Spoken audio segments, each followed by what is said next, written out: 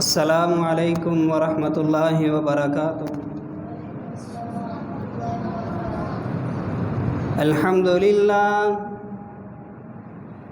अल्हम्दुलिल्लाह नहमदुहू व नस्तईनुहु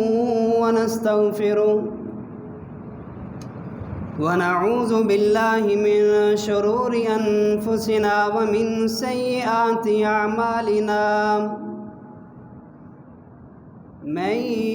यहदिहिल्लाहु फला मुज़िल्ल लहु व मन युज़लिल फला हादिय लहु व अशहदु अन ला इलाहा इल्लल्लाहु वहदहु ला शरीका लहु व अशहदु अन्न मुहम्मदन अब्दुहु व रसूलुहु। या अय्युहल्लज़ीना आमनुत्तक़ुल्लाह हक़्क़ तुक़ातिह वला तमूतुन्न इल्ला व अंतुम मुस्लिमून।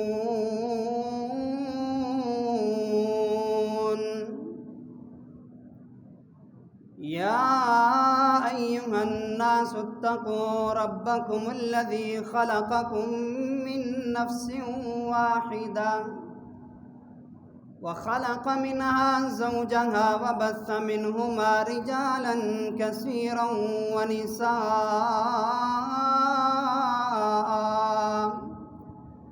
वत्तक़ुल्लाह अल्लज़ी तसाअलून बिही वल अर्हाम इन्नल्लाह कान अलैकुम रक़ीबा। या अय्युहल्लज़ीना आमनुत्तक़ुल्लाह व क़ूलू क़ौलन सदीदा युस्लिह लकुम अअमालकुम व यग़फ़िर लकुम ज़ुनूबकुम व मन युतिइल्लाह व रसूलहु फ़क़द फ़ाज़ फ़ौज़न अज़ीमा।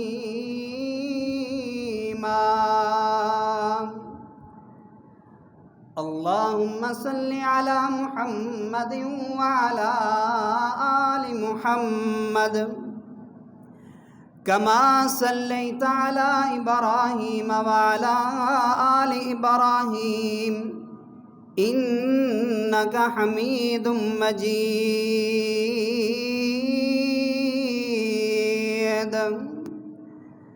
अल्लाहुम्मा बारिक अला मुहम्मदिन व अला आलि मुहम्मद कमा बारकता अला इब्राहीम व अला आलि इब्राहीम इन्नका हमीदुम मजीद।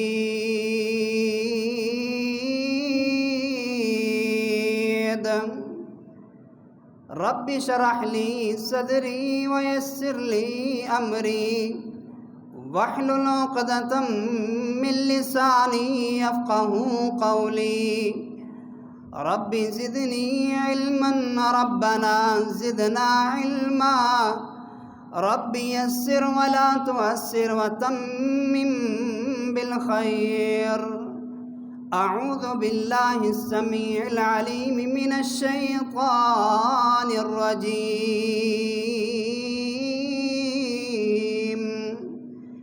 मिन हमज़िही व नफ़ख़िही व नफ़्सिही।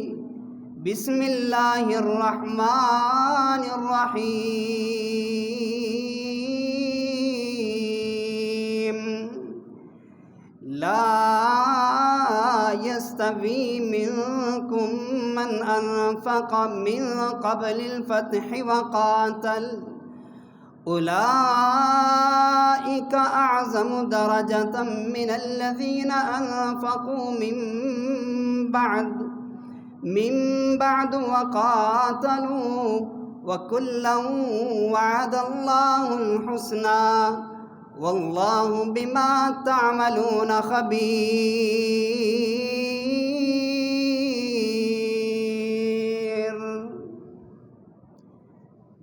हर किस्म की हम्द व सना, किबरियाई, बढ़ाई, तारीफ़ात, तमहीदात, तस्बीहात اللہ وحدہ لا شریک کے واسطے جو خالق کائنات ہے، مالک کائنات ہے، قابض کائنات ہے، اور درود و سلام ان گنت لا تعداد بے شمار درود و سلام امام الانبیاء، سید الانبیاء، امام المرسلین، امامنا فی الدنیا و امامنا فی الآخرہ، میرے اور آپ کے دلوں کی بہار جناب محمد الرسول اللہ صلی اللہ علیہ وسلم کی ذات اقدس پر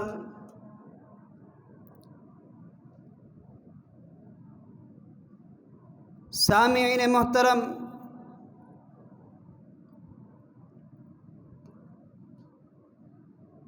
جیسا کہ آپ لوگ اس بات سے خود واقف ہیں کہ یہ محرم الحرام کا مہینہ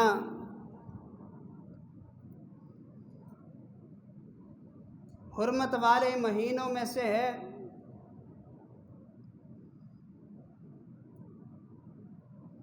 اور گزشتہ جمعۃ المبارک جو 10 محرم الحرام، محرم کی 10 تاریخ کو تھا، اور محرم کی جو 10 تاریخ ہے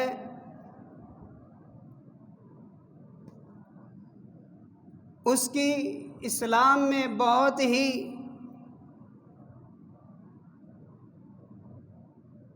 ایک داستاں شہادت حسین رضی اللہ تعالی عنہ کی شہادت کی تاریخ ہے،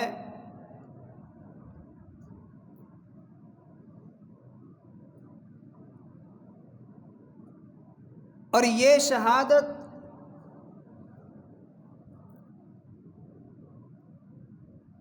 کہ جس کے بارے میں ہر مسلمان اس کو جب بھی سنتا ہے، اس واقعے کو جب بھی پڑھتا ہے، سنتا ہے، تو ہر مسلمان کا دل غم زدہ ہو جاتا ہے، اور پھر کچھ لوگ اس شہادت کو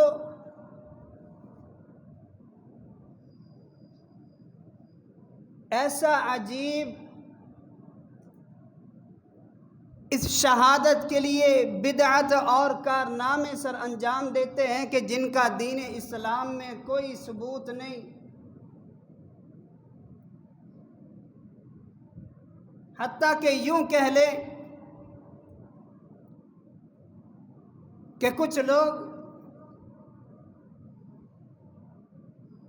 حضرت حسین رضی اللہ تعالی عنہ کی شہادت پر مذہب بنائے بیٹھے ہیں، ان سے محبت کرتے ہیں، اہل بیت سے محبت کرتے ہیں، لیکن اور صحابہ کو اور نبی صلی اللہ علیہ وسلم کے جانثاروں کو وہ برا بھلا کہتے ہیں، حضرت عمر بن خطاب رضی اللہ تعالی عنہ کے بارے میں بھی تبرہ کرتے ہیں، عثمان غنی رضی اللہ تعالی عنہ کے بارے میں بھی زبان درازی کرتے ہیں، اور کبھی حضرت حسین رضی اللہ تعالی عنہ سے محبت ہر مسلمان کو ہے، لیکن وہ لوگ اس میں اتنا غلو کر دیتے ہیں کہ کبھی حضرت امیر معاویہ رضی اللہ تعالی عنہ سے بھی نفرت کرتے ہیں، اور کبھی ابو سفیان رضی اللہ تعالی عنہ سے بھی نفرت کرتے ہیں، حتیٰ کہ کئی اور صحابہ کرام بھی موجود ہیں کہ جن کے بارے میں وہ اپنی زبانیں کھولتے ہیں، صحابہ کرام کے بارے میں برا بھلا کہتے ہیں، حالانکہ نبی پاک صلی اللہ علیہ وسلم نے فرمایا لا تسبوا اصحابی، کہ میرے صحابہ کو برا بھلا نہ کہو۔ اس ذات کی قسم ہے کہ جس کے ہاتھ میں میری جان ہے، اگر تم میں سے کوئی شخص احد پہاڑ کے برابر سونا خرچ کر دے، لیکن میرے جو جانثار ہیں، جو میرے ساتھی ہیں، جو میرے صحابی ہیں، وہ ایک مٹھی جو کہ اللہ کی راہ میں خرچ کر دیں، آج کا کوئی بندہ احد پہاڑ کے برابر سونا خرچ کرنے والا ہی کیوں نہ ہو، آپ نے فرمایا اس ایک مٹھی کے برابر وہ کبھی بھی نہیں پہنچ سکتا۔ اتنی شان ہے، اتنی فضیلت ہے، اتنا مقام ہے، اتنا رتبہ ہے کہ ان کا ایک مٹھی جو کا دیا ہوا اللہ کی راہ میں خرچ کیا ہوا، آج کا کوئی بندہ اگر اس کے مقابلے میں احد پہاڑ کے برابر بھی سونا خرچ کر دے تو اس کا مقابلہ نہیں کر سکتے۔ اور آج میں آپ کے سامنے نبی پاک صلی اللہ علیہ وسلم بڑے ہی قریبی اور پھر سسر رسول بھی ہیں، اور اگر دیکھا جائے تو نسبت میں بھی بڑے قریب ہیں۔ آج میں آپ کے سامنے ان کا تذکرہ کروں گا جن کا نام ہے حضرت ابو سفیان، کہو رضی اللہ تعالی عنہ۔ کون ابو سفیان؟ وہ ابو سفیان کہ جس نے آپ صلی اللہ علیہ وسلم کے نکاح میں اپنی بیٹی ام حبیبہ کو دیا، اور ابو سفیان یہ وہ شخص ہے کہ جو ایک دفعہ نبی صلی اللہ علیہ وسلم کے پاس آیا اور کہنے لگا اے اللہ کے رسول، میں آپ سے گزارش کرتا ہوں، آپ سے التماس کرتا ہوں، آپ سے عرض کرتا ہوں، اے اللہ کے رسول میری 3 باتیں ہیں، میرا دل چاہتا ہے کہ آپ میری 3 باتوں کو مان لیں۔ آپ نے فرمایا کہ بولو کیا بات ہے؟ ابو سفیان کہنے لگا اے اللہ کے رسول، میری بیٹی ام حبیبہ رضی اللہ تعالی عنہا عرب کی عورتوں میں، عرب کی لڑکیوں میں بہت ہی حسین و جمیل، بہت ہی خوبصورت ہے، میرا دل چاہتا ہے کہ آپ ان کو اپنے زوجیت میں رکھ لیجئے۔ آپ نے فرمایا کہ ٹھیک ہے۔ آپ نے فرمایا کہ دوسری بات کہاں؟ اے اللہ کے رسول میرا دل چاہتا ہے کہ میرا بیٹا معاویہ آپ اس کو اپنے پاس حاضر رکھ لیں، آپ اس کو کاتب وحی رکھ لیں، جیسے ہی اللہ تبارک و تعالی جبرائیل علیہ السلام کو قرآن دے کر دنیا پر بھیجے، جیسے ہی قرآن نازل ہو اور جیسے ہی آپ کی زبان نبوت سے، آپ کی زبان اطہر سے قرآن جیسے ہی وہ سنے اس کو وہ لکھ لے۔ آپ نے فرمایا کہ ٹھیک ہے۔ اس نے کہا کہ تیسری بات، اے اللہ کے رسول میرا دل چاہتا ہے کہ آپ مجھے کسی دستے کا امیر بنا دیں، کسی لشکر کا امیر بنا دیں، تاکہ میں جس طرح اسلام سے پہلے، اسلام قبول کرنے سے پہلے اسلام کے خلاف لڑتا تھا، آپ کے خلاف لڑتا تھا، میرا دل چاہتا ہے کہ میں اسی طرح بلکہ اس سے بھی زیادہ بہتر اور بہادری سے میں اسلام کے ساتھ، میں اسلام والوں کے ساتھ مل کر میں ایک امیر بن کر ایک لشکر کو لے کر میں کفار کے ساتھ لڑوں، اور جس طرح میں آپ کے ساتھ لڑا کرتا تھا اسی طرح میں کفار کے ساتھ لڑوں۔ آپ نے اس کی تینوں باتوں کو مان لیا، اور پھر بعد میں دیکھا کہ ام حبیبہ آپ کی زوجیت میں ہے، اور امیر معاویہ رضی اللہ تعالی عنہ کاتب وحی ہیں، آپ نے اس کو بھی اپنے پاس رکھ لیا، اور پھر بعد میں آپ نے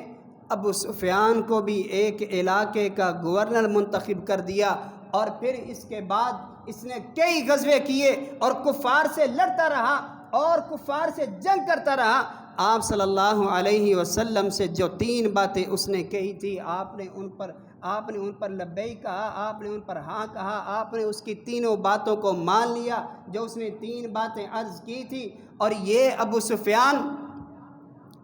ایک دفعہ اپنا واقعہ خود بیان کرتے ہیں،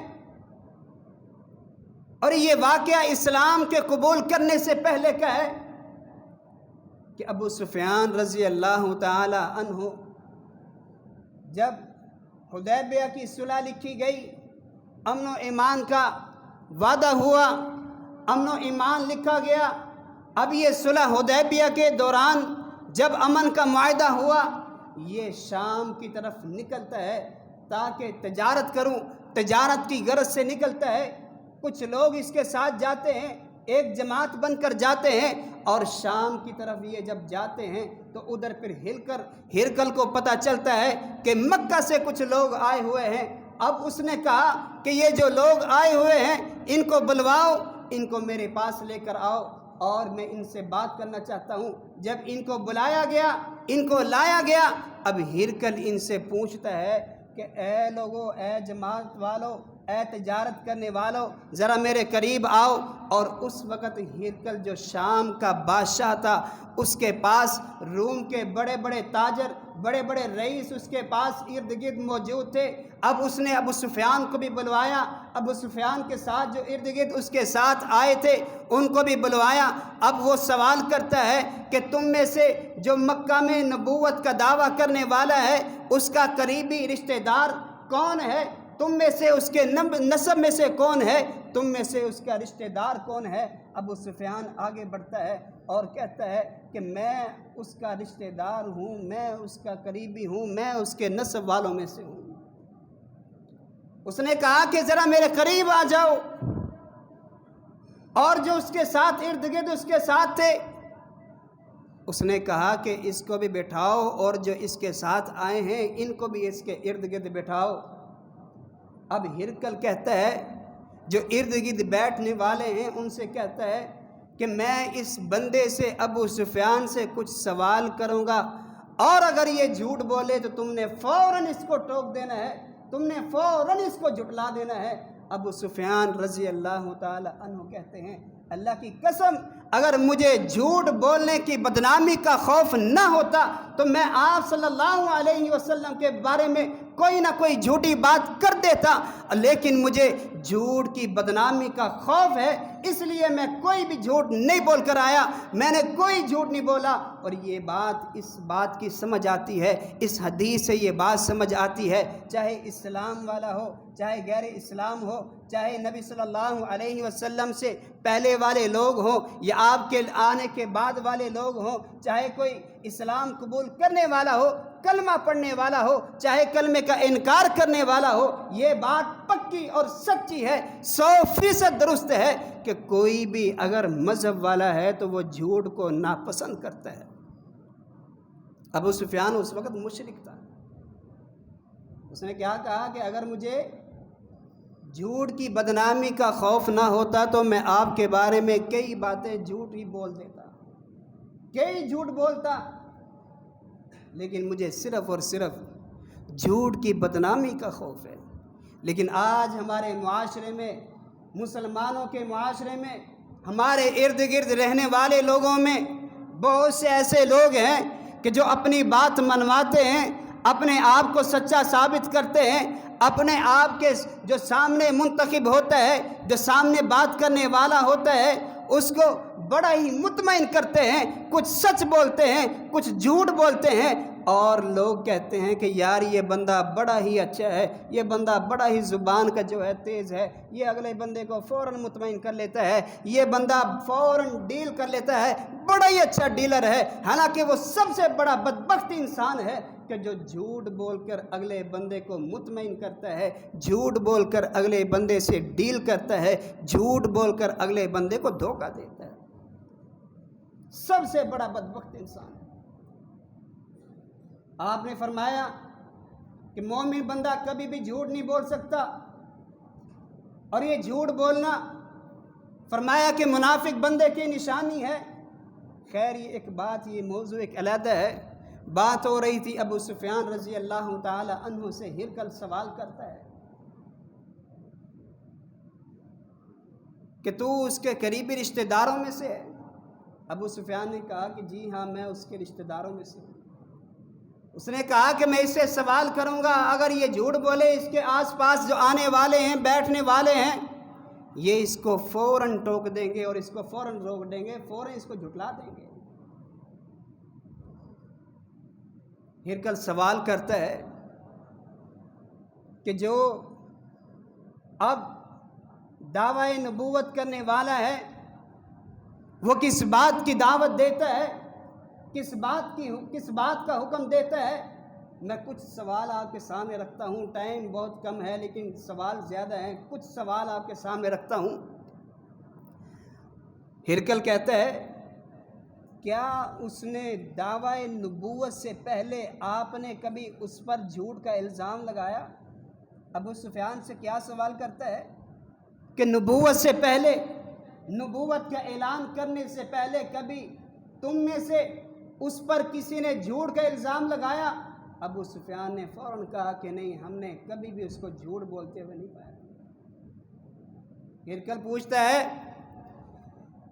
کیا اس کا نسب کیسا ہے؟ وہ بڑے نسب والا ہے یا چھوٹے نسب کے خاندان سے ہے؟ ہرقل نے جب یہ سوال کیا ابو سفیان نے کہا کہ وہ بڑے نسب کے خاندان سے ہے۔ ہرقل نے سوال کیا کیا اس کے بڑوں میں سے، اس کے بزرگوں میں سے کوئی بادشاہ گزرا ہے؟ ابو سفیان نے کہا کہ نہیں، کوئی بادشاہ نہیں گزرا۔ ہرقل پوچھتا ہے کہ وہ کس بات کی دعوت دیتا ہے؟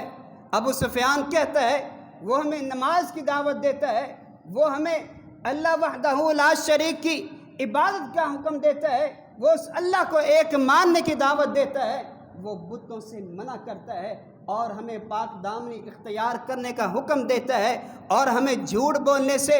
منع کرتا ہے، سچ بولنے کی تاکید کرتا ہے، سچ بولنے کا حکم دیتا ہے۔ اور ہرقل نے جب یہ سارے سوال سنے اب وہ بعد میں انہی سوالوں کو دہراتا ہے کہ میں نے تجھ سے پوچھا تھا کہ یہ جو مکہ میں نبوت کا دعویٰ کرنے والا ہے اس کا نسب کیسا ہے؟ تو تم نے کہا کہ اس کا نسب اونچا ہے، اس کا نسب اعلیٰ ہے۔ تو یہ بات بالکل دستور عین ہے، یہ بات بالکل ٹھیک ہے کہ جو بھی پیغمبر، جو بھی رسول آتا ہے وہ اعلیٰ نسب میں سے، وہ اعلیٰ خاندان میں سے آتا ہے۔ اس نے کہا کہ دوسرا سوال میں نے تجھ سے کیا کیا کوئی اس کے بزرگوں میں سے بادشاہ گزرا ہے؟ تم نے کہا کہ نہیں۔ اگر وہ تم کہتے کہ اس کا کوئی بزرگ، اس کا کوئی بڑا بادشاہ گزرا تھا تو میں یہ سمجھتا کہ یہ بادشاہ کا طالب، یہ بادشاہ کا طلبگار ہے، یہ اس کے لیے کوشش کر رہا ہے۔ اور پھر کہتا ہے کہ میں نے تجھ سے یہ بھی سوال کیا کہ اس پر جو ایمان لانے والے ہیں وہ کمزور ہیں یا امیر ہیں؟ تو تم نے کہا کہ اس پر ایمان لانے والے کمزور ہیں، اور یہ بات حقیقت ہے کہ جو بھی کوئی پیغمبر ہے اس پر کمزور لوگ ہی ایمان لاتے ہیں۔ اور پھر ہرقل کہتا ہے کہ میں نے تجھ سے یہ بھی سوال کیا کہ جو کوئی اس کی دعوت کو قبول کرتا ہے، اس پر ایمان لاتا ہے، اور پھر وہ بعد میں ایمان لانے کے بعد اسی دین پر قائم رہتا ہے یا اس دین سے پھر جاتا ہے، تو تم نے کہا کہ اسی دین پر قائم رہتا ہے۔ اور میں یہ سمجھتا ہوں کہ اس دین کی محبت جس دل میں بیٹھ جائے وہ کبھی بھی نکل نہیں سکتی۔ یہ میں سمجھتا ہوں کہ وہ دین پر پکا رہ سکتا ہے، اس کے دل سے کبھی بھی دین کی محبت بولیں، کبھی بھی دین کی محبت نکل نہیں سکتی۔ اس نے کہا کہ وہ کس چیز کی دعوت دیتا ہے؟ ابو سفیان نے کہا کہ نماز کی دعوت دیتا ہے، سچ بولنے کی دعوت دیتا ہے، پاک دامنی اختیار کرنے کی دعوت دیتا ہے، اپنے رشتہ داروں سے، قرابت داروں سے، عزیز و اقارب سے وہ حسن سلوک سے پیش آنے کی دعوت دیتا ہے۔ اور پھر ہرقل نے کہا کہ اگر یہ بات تیری جتنے بھی سوال تجھ سے کیے ہیں 11، 12 یا 13 سوالوں کے بارے میں احادیث مبارکہ آتی ہیں، اس سے سوال کیے اور ابو سفیان نے بالکل درست جواب دیے، اور یہی بات ہے کہ جو حق پر ہو اس کی اپنی بھی تعریف کرتے ہیں، بیگانے بھی تعریف کرتے ہیں، اپنے سامنے بھی تعریف کرتے ہیں، اپنے پیچھے بھی تعریف کرتے ہیں۔ کوئی کہیں چلا جائے جو حق پر ہو اس کو بالکل حق والا سچ مانتا ہے، اس کو صحیح مانتا ہے، اس کی تعریف کرتا ہے۔ اب ہرقل نے کہا کہ اگر یہ تیرے سوال، اگر یہ تیرے جواب بالکل درست ہیں تو ایک دن آئے گا جس تخت پر میں بیٹھا ہوں، جس تخت پر میرے یہ 2 قدم ہیں، اس تخت پر بھی اس کی بادشاہت ہوگی، اس تخت پر بھی اس کی حکومت ہوگی، اس تخت پر بھی اس کے لوگ ایمان لائیں گے۔ میں جہاں پر حکومت کر رہا ہوں یہاں کے لوگ بھی اس پر ایمان لائیں گے، عنقریب اس کا ایمان بہت زیادہ پھیل جائے گا۔ اور پھر کہتا ہے کہ اگر مجھے پتہ چلے کہ میں ان سے مل سکتا ہوں تو میں ضرور کوشش کروں گا، میں ضرور زحمت کروں گا ان سے ملنے کی۔ اور پھر بعد میں کہتا ہے اللہ کی قسم بڑے ہی کمال کے الفاظ ہیں۔ اب شام کا بادشاہ ہے، ہرقل نام ہے، اور الفاظ اس کے چیک کیجئے کہ کتنے پیارے الفاظ ہیں۔ ابھی اس نے اسلام قبول نہیں کیا، ابھی وہ بالکل بھی اسلام سے دور ہے۔ ہاں وہ کہتا ہے کہ اگر مجھے پتہ چل جائے کہ وہ مدینے میں ہیں، اگر میں ادھر جا سکوں اور میں ان سے مل سکوں تو میں ان کے پاؤں اپنے ہاتھوں سے دھو دوں۔ ابھی وہ مسلمان نہیں ہوا، لیکن اس کو یہ پتہ تھا۔ پھر بعد میں ابو سفیان سے کہتا ہے کہ مجھے پتہ تھا کہ ایک نبی آنے والا ہے، لیکن مجھے یہ نہیں تھا پتہ کہ وہ تم میں سے آئے گا۔ یہ ایک لمبا اور بھی کافی جو ہے اس میں باتیں ہیں، ٹائم بہت کم ہے۔ انشاءاللہ کبھی اللہ نے موقع دیا تو پھر اس بات پر، اسی موضوع پر دوبارہ بات ہوگی، اسی عنوان پر اسی کو آگے لے کر چلیں گے۔ اور اس میں کچھ باتیں جو ہیں وہ ہمارے لیے بڑی ہی سبق آمیز ہیں کہ ہمیں ان سے نصیحت کرنی چاہیے، کہ ہمیں اس پر عمل کرنا چاہیے۔ دیکھیے مشرکین تھے، ابھی اسلام نہیں لائے، وہ سچ بولتے ہیں۔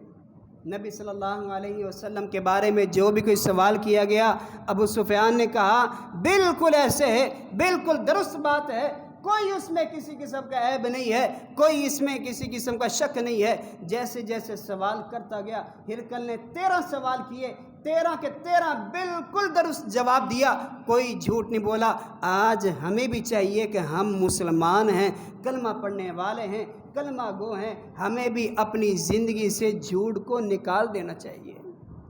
ہمیں بھی اپنی زبان پر سچ کو لانا چاہیے، چاہے کوئی بھی ہو، کہیں بھی ہو۔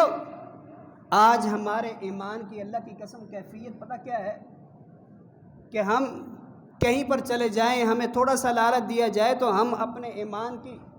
بالکل پرواہ نہیں کرتے، ہم تھوڑے سے لالچ پر بک جاتے ہیں۔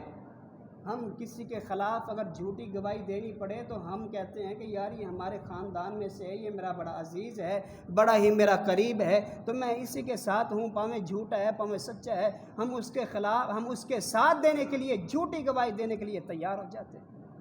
یہ ہمارا حال ہے۔ حالانکہ نبی صلی اللہ علیہ وسلم نے فرمایا کہ مومن بندہ کبھی بھی جھوٹ بولیں، کبھی بھی جھوٹ نہیں بولتا۔ تو وعدہ کریں، اللہ سے وعدہ کریں، دل میں وعدہ کریں کہ ہم اپنے رب کے سامنے یہ وعدہ کرتے ہیں، اپنے رب سے وعدہ کرتے ہیں کہ ہم کبھی بھی اپنی زندگی میں جھوٹ نہیں بولیں گے۔ بولیں جی، کبھی بھی ہم اپنی زندگی میں جھوٹ نہیں بولیں گے۔ کاروبار میں جھوٹ بولیں، ذرا ساتھ دیں میرا، کاروبار میں جھوٹ نہیں بولیں گے، لین دین کے معاملے میں جھوٹ، کسی سے بات چیت کرنے میں جھوٹ، کسی کو مشورہ دینے میں، کسی کو بات سمجھانے میں کوئی جھوٹ ہے۔ اللہ تبارک و تعالیٰ سے دعا ہے کہ اللہ تبارک و تعالیٰ ہمیں جھوٹ جیسی بیماری سے محفوظ فرمائے، جھوٹ جیسے گناہ سے ہمیں محفوظ فرمائے، اور جو کچھ سنا اور سنایا اس کو سمجھنے اور اس پر عمل پیرا ہونے کی توفیق عطا فرمائے، اس جمعے کو اپنے لیے نصیحت سمجھنے کی توفیق عطا فرمائے۔ وآخر دعوانا ان الحمد للہ رب العالمین۔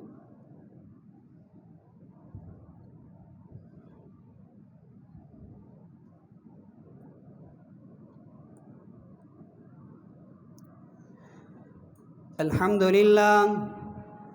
لله نحمده ونستعينه ونستغفره ونعوذ بالله من شرور أنفسنا ومن سيئات أعمالنا من يهده الله فلا مضل له ومن يضلل فلا هادي له وأشهد أن لا إله إلا الله وحده لا شريك له وأشهد أن محمدا عبده ورسوله اللهم صل على محمد وعلى آل محمد كما صليت على إبراهيم وعلى آل إبراهيم إنك حميد مجيد اللهم بارك على محمد وعلى آل محمد كما باركت على إبراهيم وعلى آل إبراهيم إنك حميد مجيد رب اشرح لي صدري ويسر لي أمري واحلل عقدة من لساني يفقه قولي رب زدني علما ربنا زدنا علما رب يسر ولا تؤسر وتمم بالخير أعوذ بالله السميع العليم من الشيطان الرجيم من همزه ونفخه ونفسه بسم الله الرحمن الرحيم إن الله وملائكته يصلون على النبي يا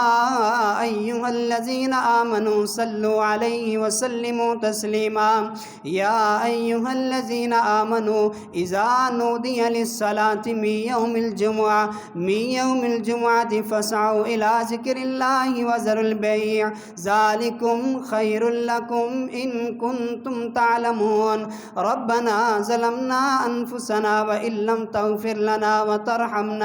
وترحمنا لنكونن من الخاسرين رب ارحمهما كما ربياني صغيرا رب ارحمهما كما ربياني صغيرا اللهم اشف مرضنا ومرض المسلمين اللهم ارحمهما بالقرآن العظيم اللهم ارحمهما بالقرآن العظيم ربنا أفرغ علينا صبرا وثبت أقدامنا وانصرنا على القوم الكافرين سبحان ربك رب العزة عما يصفون وسلام على المرسلين والحمد لله رب العالمين